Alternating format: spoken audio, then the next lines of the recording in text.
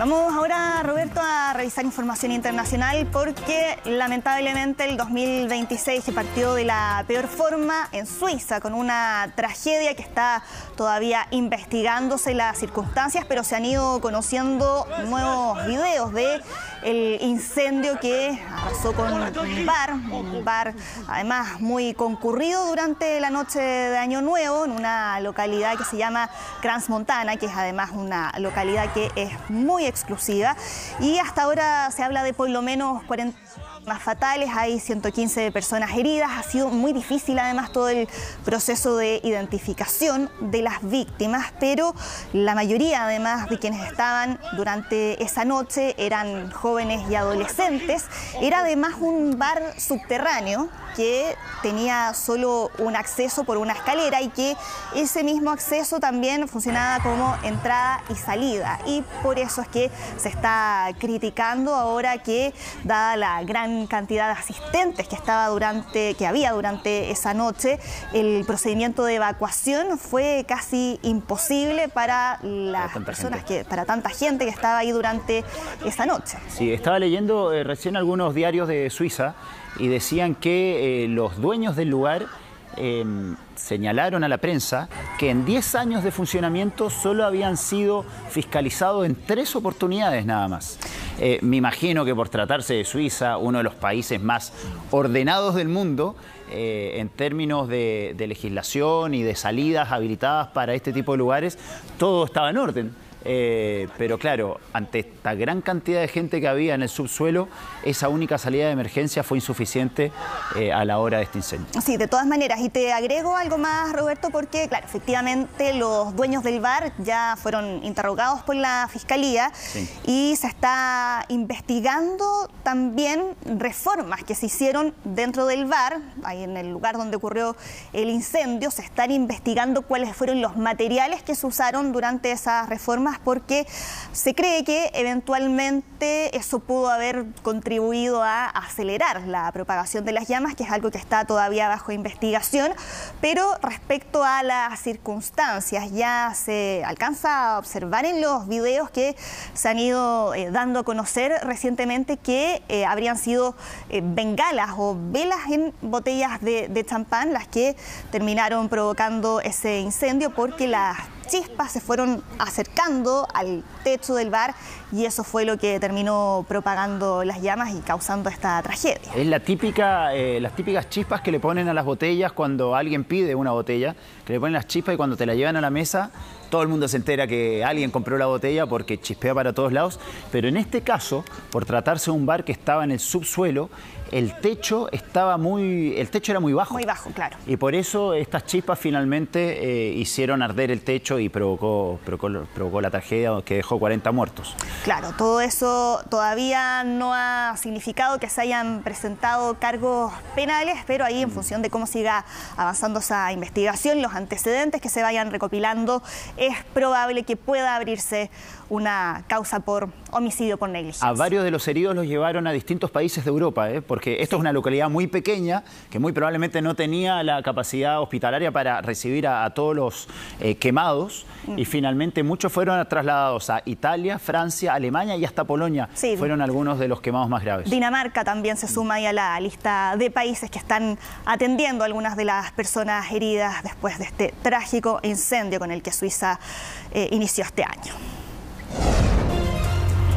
Y el 2026 empezó también con un sismo en México, un país que está acostumbrado a los sismos fuertes. Este fue un sismo magnitud 6.5 en Ciudad de México y que en distintos puntos de la capital se sintió. Incluso la presidenta Claudia Sheinbaum estaba dando una conferencia de prensa, su clásica rueda de prensa de las mañanas. Veamos cómo reaccionó una vez que se dio cuenta de este sismo. Veamos. Lunes o martes. Uy, está temblando. A ver, con tranquilidad. ¿Dónde está?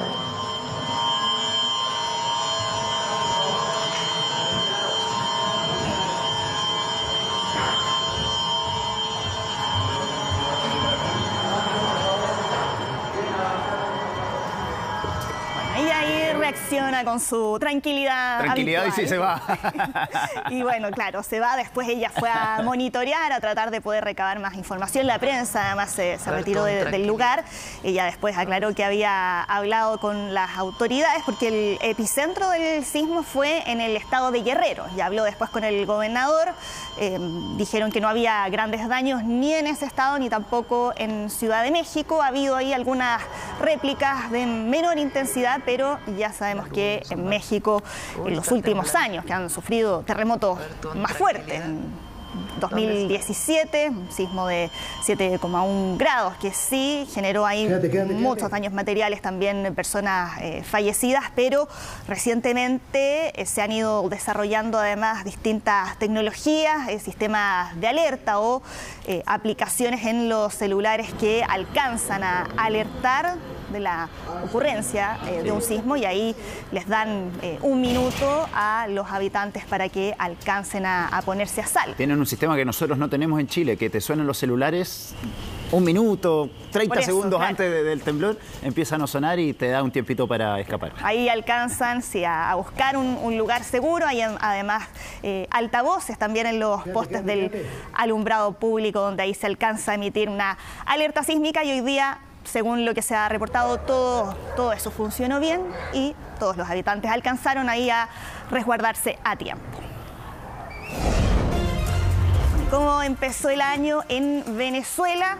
Nicolás Maduro ahí entregó un mensaje de Año Nuevo donde dicen que el próximo año se va a afianzar el desarrollo militar de su país para protegerlo de las amenazas en el contexto de tensión con Estados Unidos, pero también dio una entrevista a Ignacio Ramonet, un periodista español, donde se refirió ahí a algunos de los temas de la contingencia, la conversación telefónica que sostuvo con el presidente Donald Trump. No respondió, no dijo nada sobre el supuesto ataque terrestre de Estados Unidos en una instalación que de acuerdo a Estados Unidos estaría vinculado con grupos de narcotráfico. No ha habido aún una reacción de parte del régimen venezolano respecto a esas declaraciones. Pero escuchemos parte de lo que dijo Nicolás Maduro en esta entrevista. Una de las declaraciones últimas en Washington es que ha habido como un ataque terrestre en Venezuela. ¿Qué podría usted decirnos a ese respecto? Mira, eso puede ser un tema que quizás conversemos dentro de unos días, en una segunda versión de este podcast, ¿verdad? Seguramente dentro de algunos días pudiéramos conversar. Hoy estuve viendo la entrevista, ¿eh? ¿Entera? Sí, la vi, no entera, pero gran parte. Claro, él ya le ha dado varias entrevistas al mismo periodista, que es un periodista muy cercano al régimen, diría. O sea, y Maduro ya lo había recibido en varias ocasiones. De hecho, él rememoraba una entrevista que le había dado hace 10 años y constantemente Maduro accede a darle la entrevista a este periodista español. Claro, sin decir nada ahí frente a esa pregunta que la evade. Ahí, claro, no sabemos si es que están ahora...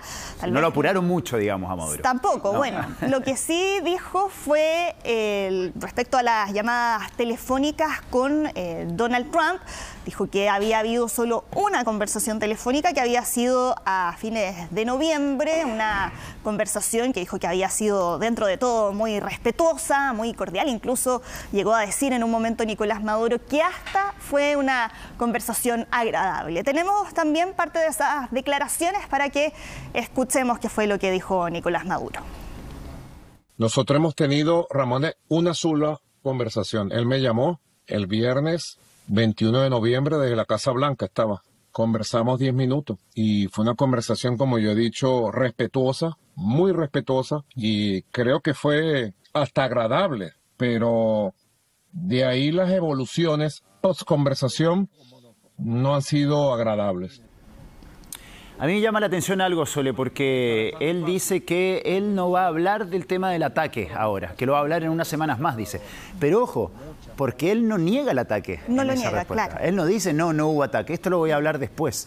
Ahora, me da la impresión que él está postergando la decisión de aceptar finalmente que ese ataque existió, porque de aceptarlo ya implicaría que su gobierno tenga que tomar medidas de otro tipo y enfrentar directamente la embestida de Estados Unidos. Tal cual, y es un ataque frente al cual, Roberto, todavía ahí hay varias preguntas, porque primero nos enteramos a través de un mensaje que publicó Donald Trump. El mismo Donald Trump había comentado en un podcast que había pasado bien colado, y después él mismo lo mencionó en sus redes sociales. Ahí la prensa estadounidense trató de poder recabar más antecedentes sobre eso. Decían que había sido un ataque con drones de parte de la CIA, pero todavía no se sabe muy bien cuál habría sido esa instalación, cuál habría sido el lugar concreto donde ocurrió ese ataque. Después salió ¿qué parte de Venezuela? Exacto, no se sabe nada. Exacto, porque se sospechaba de una fábrica en Maracaibo, donde efectivamente la noche del 24 de diciembre hubo un incendio. Hubo algunos videos que se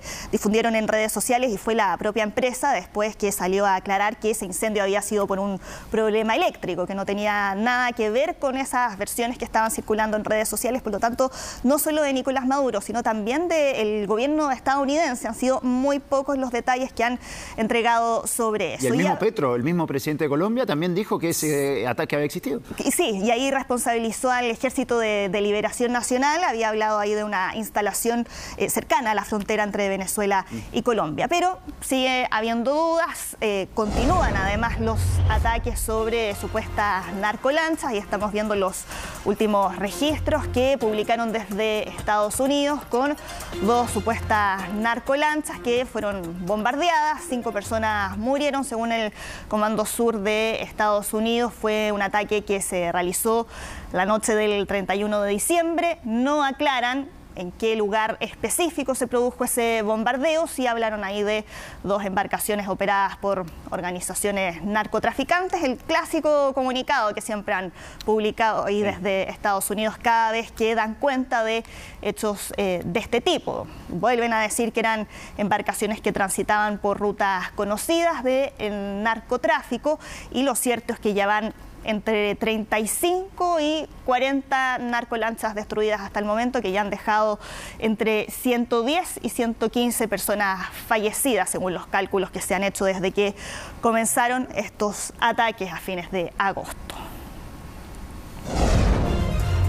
Y en Estados Unidos, un trabajador de Walt Disney en Florida que fue golpeado y derribado ahí por una roca, que es una roca de utilería que pesa 181 kilos. Eso ocurrió durante un espectáculo de Indiana Jones, mientras estaba recreando la escena famosa de la roca rodante en una de las películas, que es... Famosa escena de Harrison Ford escapando de la roca. En busca del arca perdida, la película donde ocurre esa escena, pero ahí vemos cómo está... no pudo escapar. No pudo escapar, claro, ahí se salió del carril donde estaba, terminó rebotando y iba directo hacia la zona donde estaba el público. Y este empleado que fue golpeado alcanzó a interponerse para tratar de detenerla, para evitar que impactara a los espectadores, y ahí vemos el momento en que cayó al suelo. Incluso hubo testigos que decían que estaba sangrando, pero pudo después levantarse, pudo caminar, inmediatamente recibió atención médica, según lo que se aclaró. Él se está ahora recuperando, y después de este incidente se tuvo que cancelar el show. Y todos los shows posteriores también se tuvieron que modificar para retirar inmediatamente esa roca de utilería, mientras se está todavía investigando qué fue lo que falló.